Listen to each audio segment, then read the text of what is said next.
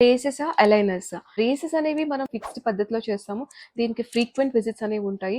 Food restrictions అయితే చాలా ఉంటుంది. It has a high maintenance అవసరం పడుతుంది. బికాస్ కొంతవరకు ఫుడ్ ఇరుక్కుంటూ ఉంటుంది బ్రేసెస్ మధ్యలో.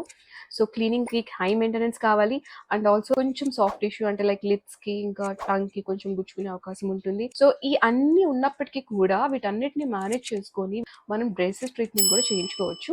బట్ బ్రేసెస్ లో ఏంటి అంటే మెయిన్ గా చాలా డిఫికల్ట్ కేసెస్ కి మనం బెస్ట్ గా చేసుకోవచ్చు. సో బ్రేసెస్ వల్ల మెటల్ అనేది క్లియర్ కట్ గా విజిబుల్ గా ఉంటుంది. కొట్టి కనిపించినట్టుగా కనిపిస్తాయి అన్నమాట. డిసడ్వాంటేజ్ ఏమవుతుంది అంటే కొంచెం టీత్ ముందుకి మనం ఇట్లా అటాచ్ చేస్తాం కాబట్టి కొంతవరకు లిప్ ఫుల్నెస్ ఉంది, కొంచెం ఫేస్ చేంజెస్ లైట్ గా అవుతూ ఉంటాయి. సో బ్రేసెసా ఎలైనర్సా అని అంటే మనం మీ ఫేస్ బట్టి, సివియారిటీ ఆఫ్ ప్రాబ్లం బట్టి అండ్ మనకి టీత్ మూవ్మెంట్ ఎలా మీకు కరెక్షన్ చేయాలి అన్న ప్లాన్ బట్టి అండ్ వీటన్నిటిని కన్సిడర్ చేసి which suits you the best అనేది చెప్తాం.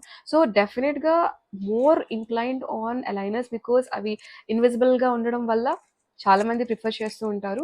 బట్ ట్రెండింగ్ ఉందనేసి చూస్ చేసుకునే కంటే you have to choose according to your face type and according to your teeth alignment issue that you have got. So దీనికి best advice ఇచ్చేది your dentist.